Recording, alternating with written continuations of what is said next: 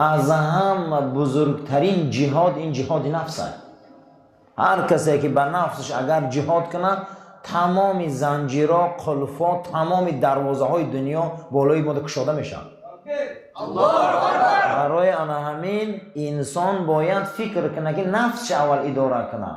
تو چه نفس اداره نمیکنی؟ میگی من تلاش میکنم در راه خدا اجاره میکنم اجاره اون میکنم. تا نفس اداره نکنی قسم به خدا یک بالا یک جمع نمیشه. آدم باید نفسش اول اداره کنه.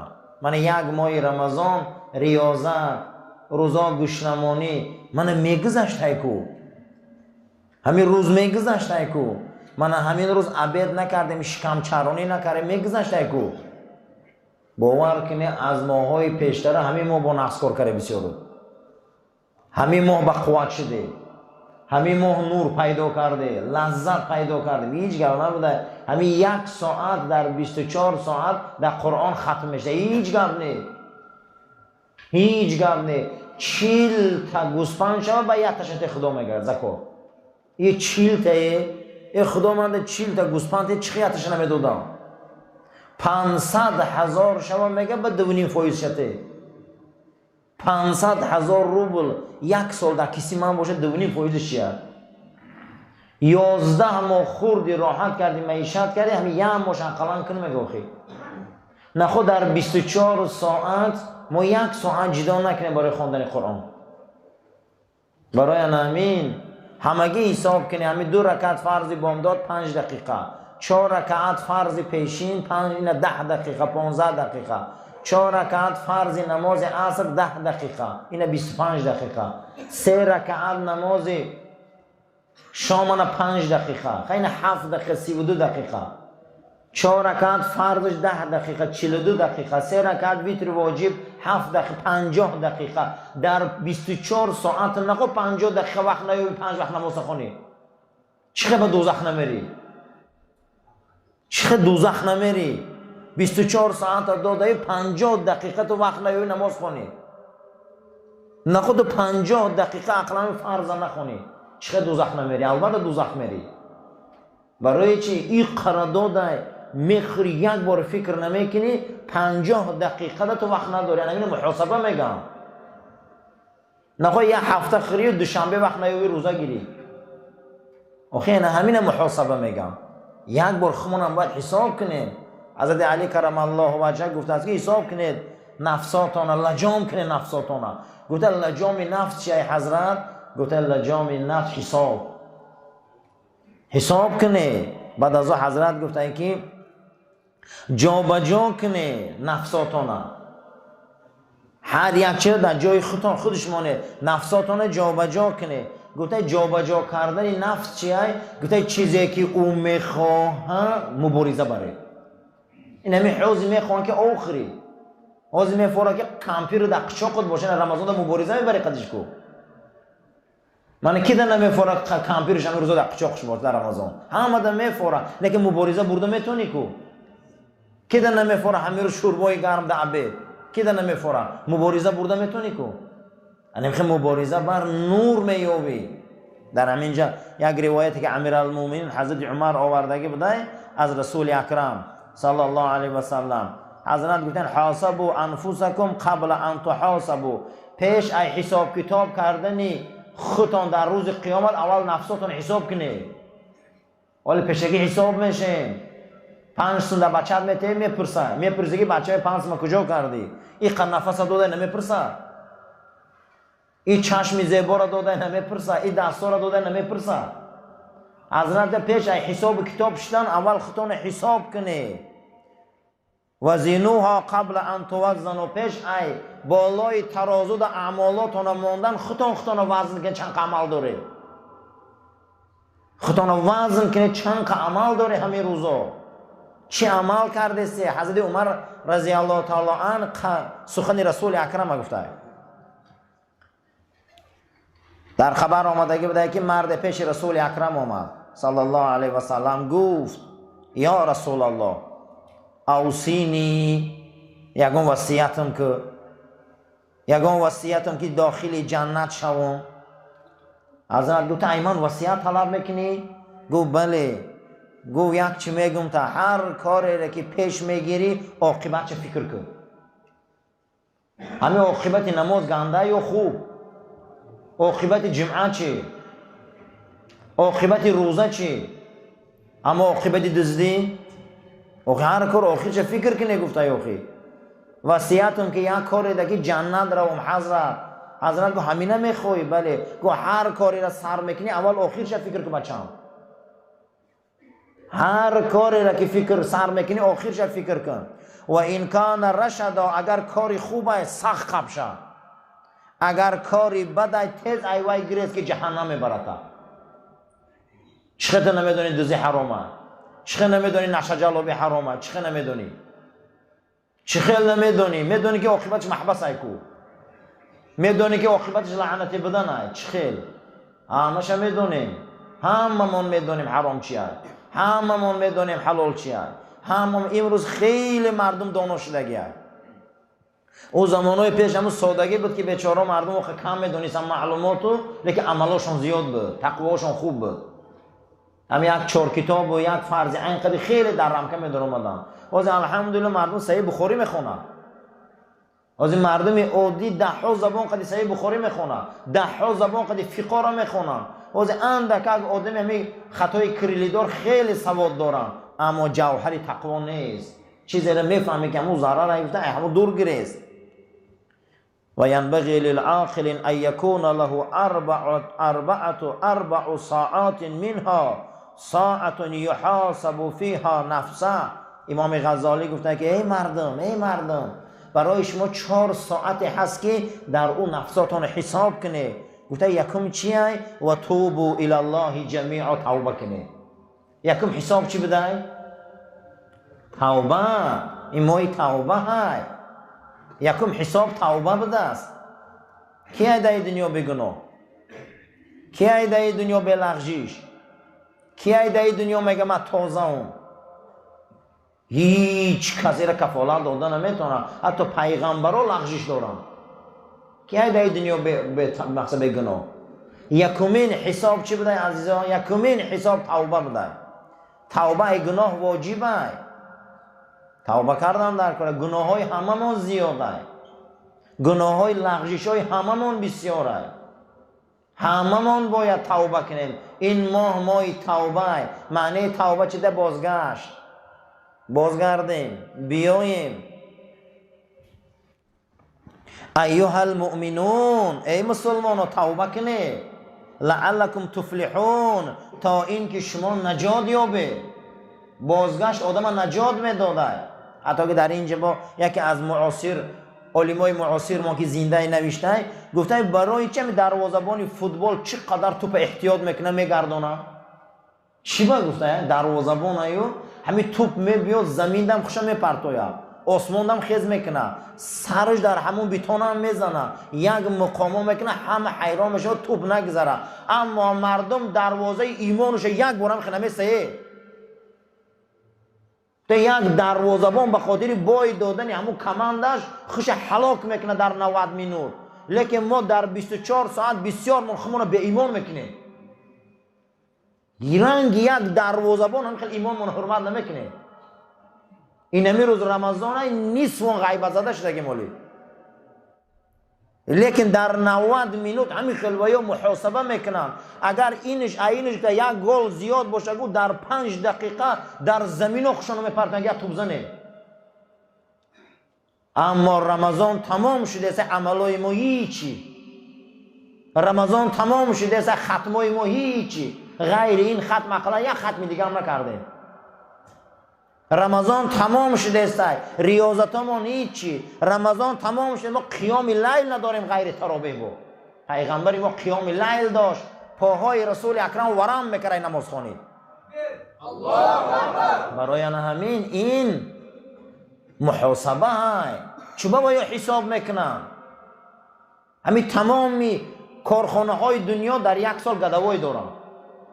نخواهم ما در 1 سال خمون حساب نکنیم که ما چیکار کرده گشتیم که همین سال عمره رفت. همه شرایط داره، همه ما شرایط داریم. اقلا 1 سال یک عمره کنیم، یا عمره رسول اکرم صلی الله علیه و سلم. اقلا در یک ما چند جمعه خوندیم؟ 4 جمعه ثواب 4 حج. ماه شریف رمضان رو با پاکی روزه گیریم. حساب انامین حسابات میگن هر انسان باید حساب کنه. ماه گذشته چند شب تهجد خوندیم؟ انا این ماه چند شب تهجد خوندیم؟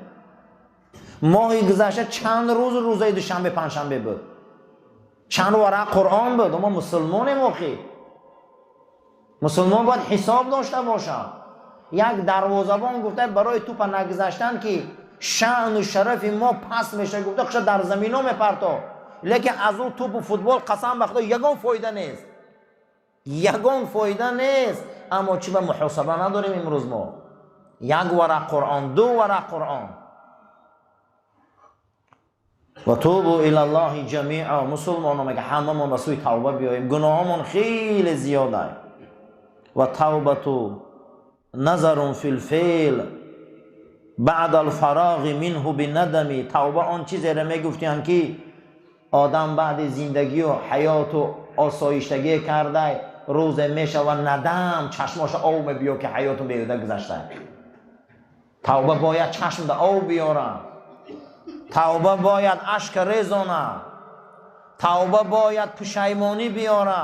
کدام وقت قبول بوده؟ همون وقتی که آدم همون گناهش شون بینه، همون وقت آدم وقتی همون گناهاش کردگیش چشماش پوری آب شوه، همون وقتی که آدم دوباره همون گناه را تکرار نکنه توبهش قبوله.